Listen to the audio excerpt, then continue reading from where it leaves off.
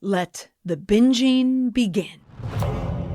Your Majesty, I think we have enough respect for one another personally to ask ourselves some of the bigger questions, woman to woman.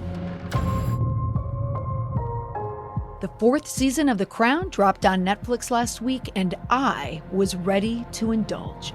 I couldn't wait to get into a season that introduced the modern royals, particularly Prince Charles and Diana, the Princess of Wales. And Gillian Anderson's take on Margaret Thatcher was splendid. I couldn't help myself. I have been Prime Minister all week, and my children think I'm cuckoo.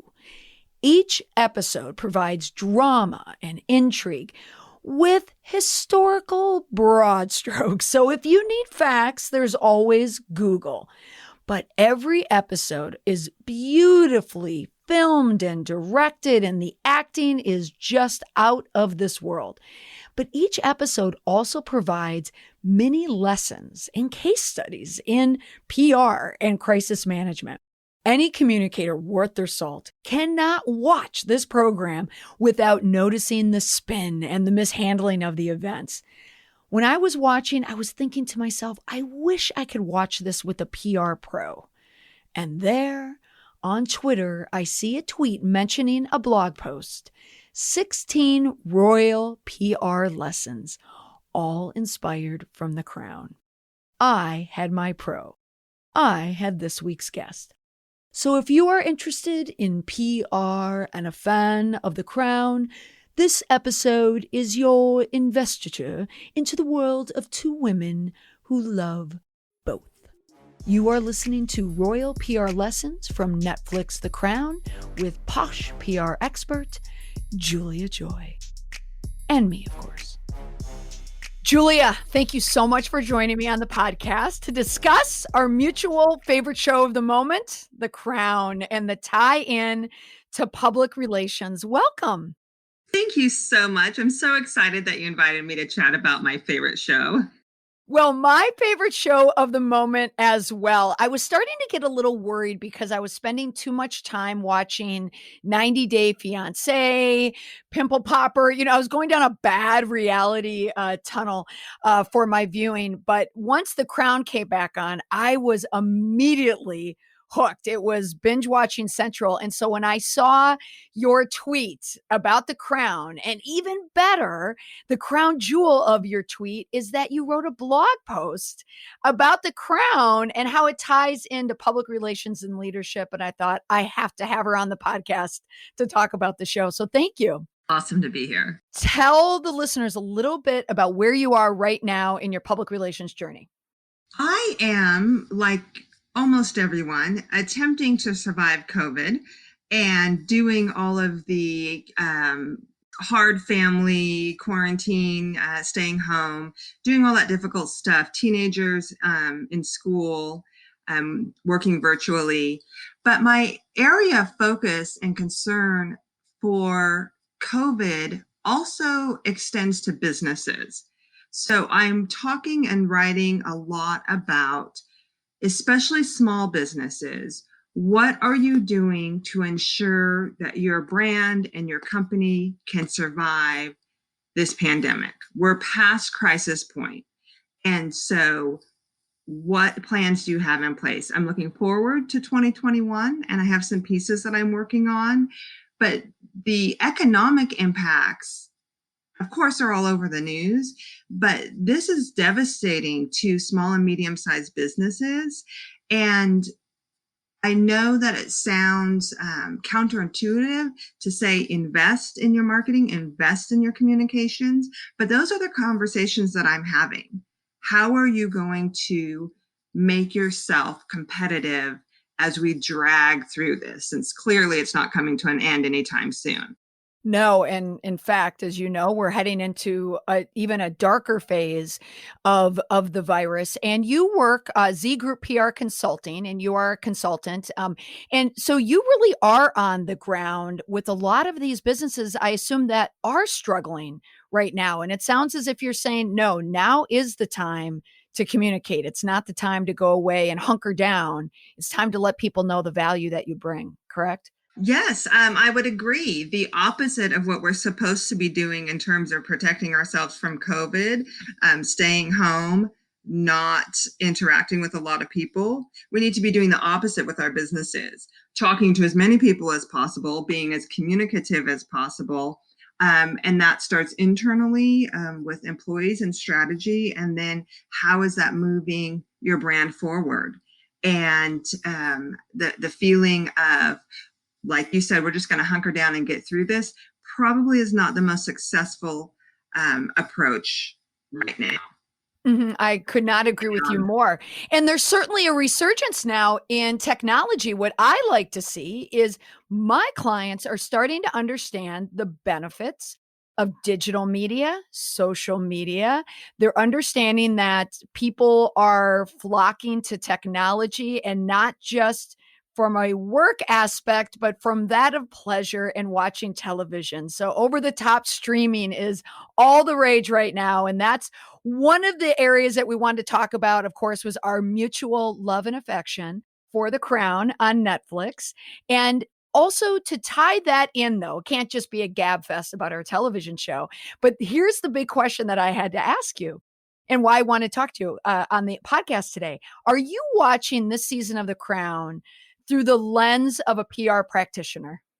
Absolutely. That's my lens for everything. But I was intentional about it for this season, waiting for it. I actually wrote my blog post on my long form piece in anticipation because of what I had learned from previous seasons. Right. Okay. Well, this is wonderful timing. So you changed my editorial calendar because I was going to do a podcast episode about Harry and Meghan in Santa Barbara. It was a catch up because I had a Megxit episode about Harry and Meghan's choice to leave the royal family, move to California. Well, eventually they're now in Santa Barbara. And I had a listener reach out to me because she wanted to find out my opinion on Harry and Meghan. Well, when I saw your blog post, I thought, okay, we have to bring it all together. So, Julia, I get a sense, I don't know if you're as much of an Anglophile or if you just follow the royal family like I do, but I would love to get your opinion right now on Megxit, Harry and Meghan, even their publicity stunt last week, I believe, during Remembrance Day, when Harry was shut out of participating over in London with the royal family, and he had to do it at a Los Angeles cemetery. What are your thoughts about Harry and Meghan right now? Thank you for asking. I love Harry and Meghan, and I am not an academic expert. I am a total fan obsessed expert. Yes, we call them stans now. I heard that's what. Yes, I believe I've heard that word from my teenagers. Yes. And this started a long time ago with Princess Diana. However, the publicity that surrounds this organization, these people, means that I can apply my professional knowledge. And so what I think happened with the Remembrance Day is very interesting, because from what I saw, the negative media response and the backlash was very centralized to the UK. It wasn't a global backlash, and it wasn't a US backlash. And so I think a couple of things to keep in mind. One is, in the United States, celebrities post everything on social media all the time. That is a very common activity. Recently, celebrities have posted death of loved ones, extreme loss, talking about their depression. So especially during COVID, it's been all out there with their personal communications via social media. Lots of celebrities do that. Harry and Meghan are celebrities. She is an actress. She comes from Los Angeles. So I don't think it was out of the ordinary for them at all. It was totally on brand for them. I think that if you are a traditionalist and you want Harry specifically and Harry and Meghan to continue acting like royals, it was a little bit off, because there's a different expectation there. So when you have the cultural expectations of US versus UK, and then you have the celebrity versus royal expectations, I think that they were different. But I think that's why you didn't see a lot of US based media screaming. It was par for the course. Exactly what we expect from celebrities. Mm-hmm. But there was something quite Kardashian about, hiring a photographer to follow you in this empty cemetery. And I did read that they were banning other people from coming in, true or not. But I step back and look at it more globally. Every time I see Harry and Meghan, I wonder, did Harry make the right decision? Meghan, of course, did make the right decision. She was going to come back to Los Angeles and try and capitalize on her Sussex brand the best that she could. But looking at the Archwell website and a lot of the misfires that they had starting out, I just wonder if it will all turn out well for them. I'm always looking at them and wondering, was this the best thing? The timing could not have been worse with COVID when they were supposed to launch their in-person brand of speaking. I mean, truly could not have been worse. Yeah. But we shall see. Okay, so let's move on to The Crown, and which really isn't moving on, because you had tweeted an article this morning from Cosmopolitan how watching this season of The Crown about Lady Diana, Lady Di, is almost like watching Meghan Markle. Mm-hmm. Right, Mm-hmm. like right over again. So you wrote a brilliant blog post about tying in this idea of the crown, the royal family, how to handle public relations and leadership, and you all tied it in together in a nice little bow. So I guess our focus today is to be an effective leader or a brand. You need to understand how to harness the power of your PR, the power of your own royalty. So with communicators who are constantly working with brands who understand communications and fight it. I wanted you just to give a summary on your blog post. What was the overall takeaway? Yeah, my overall takeaway is that there two key things drive me. One is history. And so looking at what has gone right and what has gone wrong. And I have said this before, this isn't the first time I've talked about the royal family. I believe the royal family is the greatest long-term brand of any organization. Hundreds of years of building, refining, defining, challenging, accepting public perception. To me, that is the epitome of public relations. Mm-hmm. A constant interaction with your public based entirely on how they feel about you. There is really no product or service that the public is buying. Mm-hmm. And as a constitutional monarchy, they have survived where others have fallen. So I feel like historically, that's important. And as an organization, there are so many similarities and parallels to Coca-Cola or Nike or almost any other brand. And so you look at the structure of the royal family and you look at the structure of a brand, and they're quite similar. So it makes sense to me to draw from one to help the other. I think, as they would say in the UK, brilliant. It's a brilliant idea. And the Queen Mum, I mean, talk about sustaining a reputation over decades. I mean, she really is the PR leadership success story here, isn't she? If she were a CEO, she would have received every award that the business community has ever given. So length of time, impact of service, breadth and depth of service. And what's amazing is she started relatively unprepared at, I think, age 25, and has successfully, that is debatable in some situations, managed this massive international brand. If she was a CEO, she'd be on the cover of magazines. She is on the cover of magazines, yeah, but not in the same way that a business person is. And so if you're looking at female equity, female power, female leadership, not very many people can compare. And again, I just think that there are so many lessons there. If you just take a slight step back and kind of fall into the fantasy a little bit and aren't too shocked by the glitz and the glamour, you can really have some important takeaways by observing this organization. Oh, how astute of you. I could not agree with you more. And I think people now just hearing your words are going to look at the royal family and the queen in particularly much differently. Now, your blog post, 16 royal PR lessons, which I loved, by the way. You got me with my favorite show, The Crown comes back for season 4. You wrote a list of royal PR lessons, and you are going to take the top 3. But before you do that, I wanted to pick one, your last one that isn't highlighted, but it came up in the episode that I watched last night. It's your last one, number 16. Understand the difference between tradition and apathy, meaning change. What did you mean by that? I think that those two things, tradition, I think, is incredibly important historically and in terms of organizational development.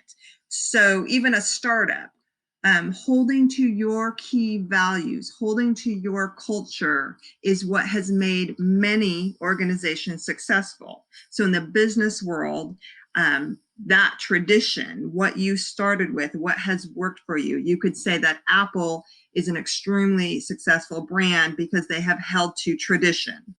That is different. And I'm sure there are people who argued with Steve Jobs about his holding too tightly to his vision and his values. I think that needs to be respected and rewarded, but occasionally it crosses over to the dark side. You're not holding tightly to your vision and your values. You're not maintaining the tradition of your organization. You've just gotten lazy. You are afraid of change. And so it's probably not very far from being a strong advocate for the tradition of your organization to actually being somebody who is undermining growth because you simply can't face new realities, new opportunities, new options. Excellent point. Excellent point. When I was watching last night, I have not gone through the entire season. I'm pacing. Be very careful and pacing. Yes. not So, to give anything away. For the sake of the interview, I am on episode 7 right now. But on the episode titled Fagin, about Michael Fagin, he was the intruder who broke into the palace, into Elizabeth's bedroom while she was sleeping. Which I forgot that historical story. Like, I remember, like, watching this. It does send you back into time. Margaret Thatcher, in our age, being Gen X, I appreciated the music. When I heard Boys Don't Cry come on, I thought, oh, I love this episode. All 80s music, alt music. But when the Queen said, for the foreshadowing, she said they were told to be, when her and King Philip were walking down the hallway, and they were talking about security, that Margaret Thatcher wanted them to have more security around the palace. That she said that she wanted to meet the public. She took pleasure in meeting the public. And she was told by her advisor, Lord Alta something or other, I can't remember, that they need to be more transparent, more accessible. Now, who knows if she said that many years ago in the 80s, but certainly that was a statement of the moment. Wouldn't you agree? That was very telling. It's such a PR statement. Absolutely. And I love the writers and producers and researchers of this show, and I would love to hang out with all of them and get the behind the scenes. Right. Clearly understand the dynamic between the royal family and the public. They're not just telling the stories, the love stories, the hate stories, the celebrity stories. They hit home in almost every scene, but throughout every episode, how the difference between the reality and the perception is being played and managed, except for the few times that it gets totally out of control and we see that it wasn't managed. And so they are very clear on this dance between what's really going on and public perception. And that's what I love about it. It's not just the story, it's the reality, even though it's fictional. And there was, even today, there's a lot of stories out there. There's some blowback that they're taking artistic license too far. they're taking an historical event, but they're not historically accurate even at all. They're really questioning it. However, I think you and I agree on this is when it's a streaming television program, its intent is not a documentary. It's not the History Channel. Its intent is to take a snapshot of time and then to build a narrative around it that is for our time, especially our time 2020 when people are more ingrained and more involved in people's reputation. So I think the producers are doing a brilliant job weaving in truth and artistry. And my gosh, the filming is nothing but beautiful. But I don't have a problem with the historical inaccuracies, but I will admit going to Google while I'm watching this a few times just to, just to reframe it and to make sure I'm watching it correctly. Right. And I've done that, a dozen times, something that I thought I knew about and I'm watching it. And so, yeah, Wikipedia I don't even have to finish typing because a million people are typing the same thing I am. Right. And yeah, there are some differences. Like you said, it's creative license. There, I could name probably 10 historical documentaries about the British royal family that anybody could watch if they wanted the actual academic versions. However, those are pretty tame. So the information that you're going to get from official resources are very much going to protect and maintain the image of the royal family. So this show, and especially this season, has gotten a lot of pushback officially. And so they are harping on the point that it's not accurate. But part of that is intentional to show the fullness also of what we don't know. Part of this is we have to imagine the conversations that were happening because nobody told us what those conversations were. So it is a pushback against the lack of information, which of course then goes to a communications issue. So I'm just in love with it all over again. I know. And we have to get to these points, but I could just sit and talk about The Crown forever. But so far, my favorite scene, because I was waiting for it, was Prince Andrew. Like at first I thought they were intentionally avoiding Prince Andrew and they weren't even going to have him visit the palace.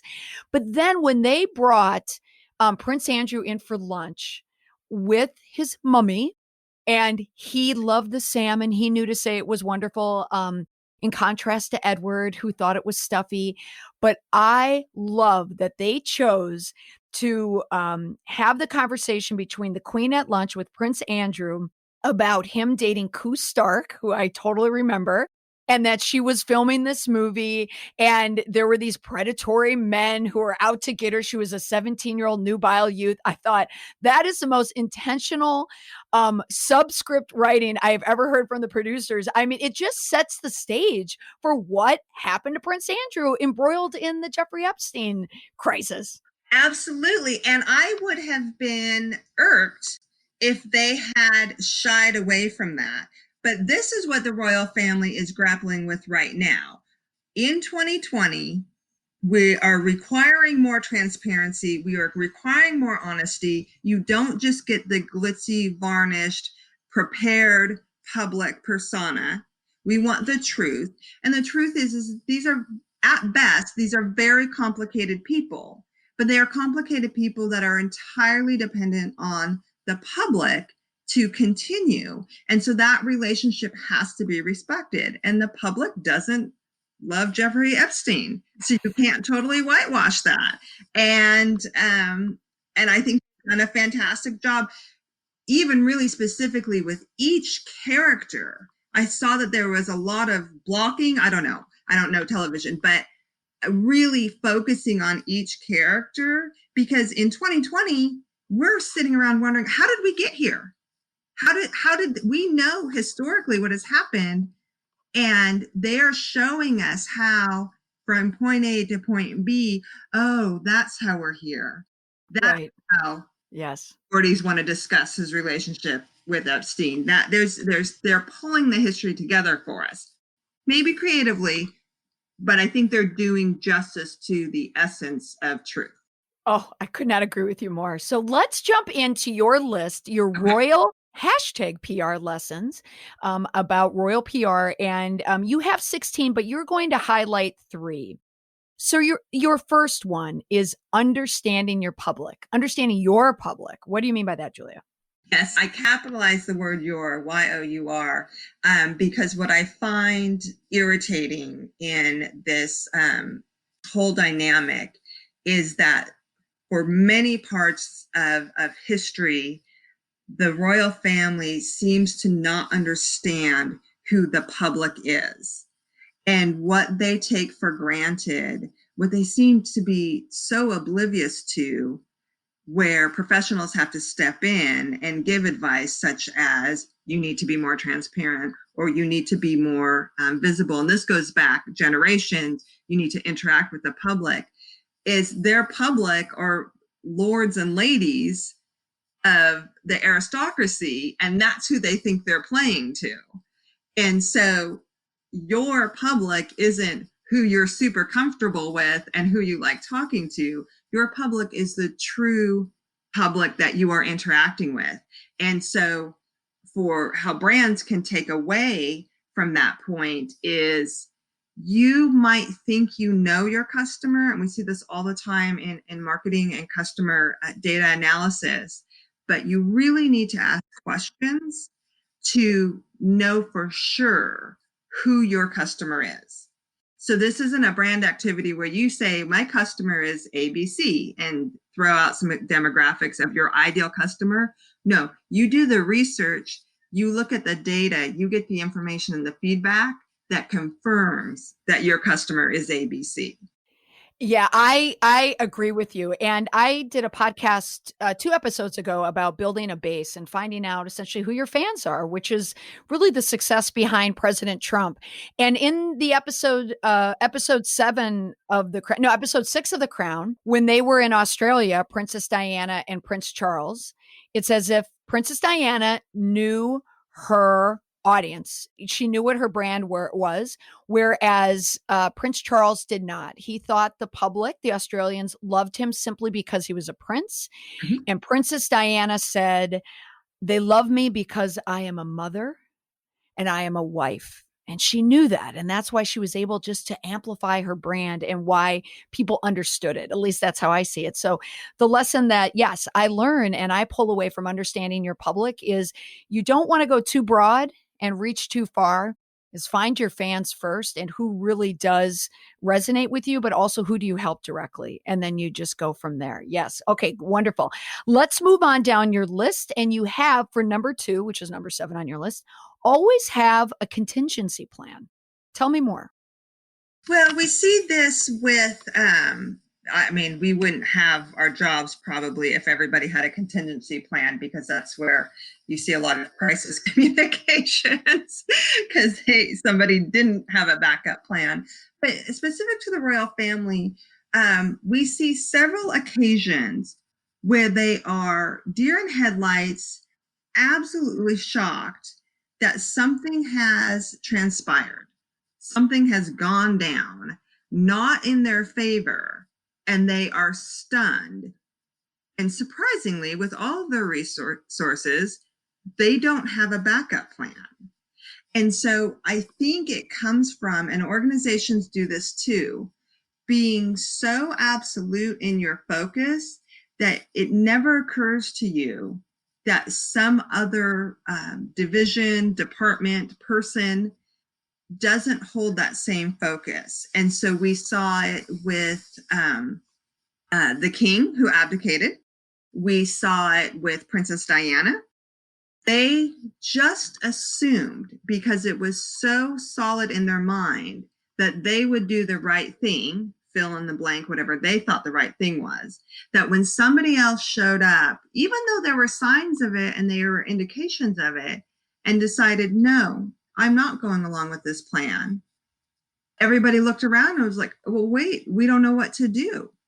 That is too much assuming, too much dependence on requiring everyone to toe the line, and not enough understanding of how, especially people, deviate and take their own path and challenge authority. And so for organizations, you have to take some time to consider that things won't go to plan. Work to plan, but consider that they won't go to plan. That's a good point that you highlighted, the second point, where I saw it play out historically in current events with the royal family. Watching again when Princess Margaret, Helena Bonham Carter, when they were discussing Prince Charles getting married to Diana Spencer. And she knew more than anyone, since she experienced it herself, that this wedding was not going to work. And she said, he loves another woman. And she knew that this was going nowhere fast, but there was no contingency plan in place for this marriage to fail. It had, because that's the Queen Mother said, this is how it's done. I fast forwarded that to Harry and Meghan. I don't think they had a contingency plan. They just assumed they were so powerful and that the Sussex brand, that no one would even question them on their use of the Sussex brand as they brought it across the transatlantic journey that it made. And I think we're shocked and flabbergasted that the royal family shut it down. And I don't think they had one, and it took them quite some time to recover. Yeah, I agree. I agree with that. Yeah. I think they're still in recovery mode. We'll see how that goes for them. Yes, I agree with you. They are. Okay. And then your last point, which I love, and I can't wait to hear this, avoid celebrity. Yeah. This is a hard one for actual celebrities, but organizations, celebrity is such a beautiful thing. Oh, the lights, the cameras, the screaming crowds, you would understand how anybody could get sucked into that and live for that. And what happens with organizations is occasionally we have these celebrity CEOs, which I've talked about before. So celebrity leadership, and it slides over slightly, it's slightly aside from transformational or inspirational leaders into celebrity. And the problem with celebrity is fans are fickle. Celebrity isn't really strategy. And so for brands, I would think that watching the royal family would be a really vivid case in not relying on celebrity, because we've seen how poorly it's gone for some members of that family. And so occasionally we see in the business world a CEO who rises to fame as a leader based on personality or engagement with their public, and they really develop fans, but that doesn't necessarily move the business forward. And so whatever, skyrocket ascension to celebrity that a business leader, CEO may have, just like regular movie stars and entertainers and royals, that star can flame out and fall really fast. And so developing the business and pacing yourself, which I think is one of my other points, will help to avoid that. And there's a push-pull, and especially from a PR perspective, because really early in an organization, you want to ignite and engage those fans. You want that following. You almost want what one might call a cult following. And that really is important for some growth strategies. And so it's really a balancing act. But we've seen recently an example, I think, is Elon Musk over at Tesla.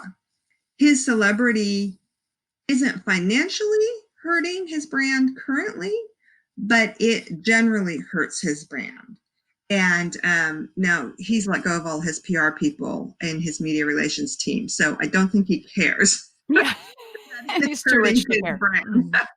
And I'm not sure it's hit him in the pocketbook. That's usually where people care. It is very rare, extremely rare, that a CEO can get away with that level of celebrity and the negatives that come with it and still maintain a successful, vibrant brand. Mm-hmm. Elon is in a category of his own because he's created a car that so many people aspire to drive. It's almost like he has this protection around him. Mm-hmm. If he didn't have it, or if it was one of many, I think he would have more cracks in his image. The bite of celebrity, I agree with everything that you said. I think the ones who seek admiration are the ones who get into trouble. But the Mhm. ones who can propel an idea or a value system and attach that to their celebrity, it works. A la Princess Diana. She Mhm. was a royal celebrity, but she could back it up because she was the people's princess. And that wasn't just for show. She was, and she showed it. There were visuals. We saw it all the time back in the 80s and even now. Megan, I don't think captures it quite as much. She seems to enjoy more of the celebrity of it. I feel at least that's her brand right now. Whereas Harry is kind of in the crush of it. He's married to a celebrity seeker or they're living a lifestyle of a celebrity, but I still think he's wired as a royal that he works for his public, but Mhm. he's doing it from Santa Barbara. So there's some confusion there. Is there any other landmines that you saw in The Crown about celebrity with any other characters? So much of it. I haven't spent a lot of time understanding Prince Charles, and I think that he had a little bit too much of an attachment. What's being portrayed is too much of attachment to celebrity and an inability to connect with people, to reach out, to do that public work, but being very desirous of the rewards of that, and being, even if they exaggerate it, if you cut it in half to 50% of what's portrayed of his just outrage of Diana's celebrity, that feeling of he really feels entitled, and he technically is entitled. He will be the next king. He's entitled to a lot, but it was such a glaring difference between what he was lacking and what he wasn't receiving after years of the public spotlight. I mean, he got good press, people liked him, but being so offended by Diana just sort of flailing onto the public stage and being miraculous at it. And one thing there's a lot of bittersweet moments. I feel like this season is a little bit more intense, emotionally intense. These are more emotional people. The Queen wasn't ever really that emotional, so there wasn't a lot of emotional intenseness, and we really feel it this season. But Camilla Parker Bowles, when they are as his mistress, Mm-hmm. understanding that she is never going to be able to compete with this, and being cognizant of her place and her role and what the public will do if she steps out of line. Lots of people knew she was the mistress. She was in no way capable of trying to be the next Princess of Wales. If it had gone down the way Charles intended and she supported, where he would divorce Diana and she would be the next Princess of Wales, she would have never survived the public scrutiny. Mm-hmm. And it's unfortunate, but the only reason she has the acceptance that she has now is because Diana's not alive anymore. Mm-hmm. Yes. Really, even if they had gotten divorced, but Diana had not had her tragic accident, I believe that was a competition she was well aware she was never going to win, and she would have just backed away from. Camilla knew her place Mhm. and she had the staying power, and that's why she is where she is Yeah. right now. Julia, thank you so much for gabbing with me about The Crown Yes, and being able thank to chat with me you. about it. I will put a link to your blog post on the show notes. Awesome. But in summary, you had 16 royal PR lessons, but the highlight today, understanding your public, always have a contingency plan, and avoid celebrity. Julia, what is the overall takeaway about royal PR? There is so much to be gleaned from history, and there is so much that's shockingly relevant from 100 years ago, from 50 years ago, from 10 years ago, that if we take the time, just a small amount of time to stop, we're all so future focused, so technology focused. There are great lessons that can be learned from history, and we need to not forget those And we need to take the time to make sure that we are incorporating those lessons. We are not walking away from the past, good or bad, that we are looking at history as a predictor of the future and using those lessons to our benefit. Oh, so well said. Oh, well, thank you. You are the Iron Lady of PR. I have decided. Oh my God. Julia, you are the Iron Lady of PR. Oh my gosh. Can we do a Margaret Thatcher podcast? That's been tremendous to watch. Okay, just an idea for later. Oh, that I know, because the Margaret Thatcher piece of it, I am redoing my entire perception of Margaret Thatcher, watching it on The Crown, even though I know it's not 100% accurate, but looking, and also, my gosh, you're right, we need another podcast. Looking at a conservative leader and how she's managing it, as a female as well. So, oh God, there's so much. So obviously we're recommending The Crown highly, not only for the historical takeaways, but the PR takeaways, which you so astutely were able to pick out in your blog post. Julia, thank you so much for taking the time to speak with me and my listeners today. Thank you, Molly. I've loved every minute of it. Thanks. Cheerio. Cheerio. Brilliant. I want to thank my guest this week, my PR mate, Julia Joy from Z Group PR, for indulging me. PR peeps out there, are you able to put aside your profession and just sit and enjoy The Crown as a viewer? Or are you like me, on the clock, wanting to step in and run the royal house? Let me know what you think of our assessment of The Crown. Pop in on Twitter and discuss. You'll find Julia's article and our Twitter handles in the show notes. That's all for this week. Toodles.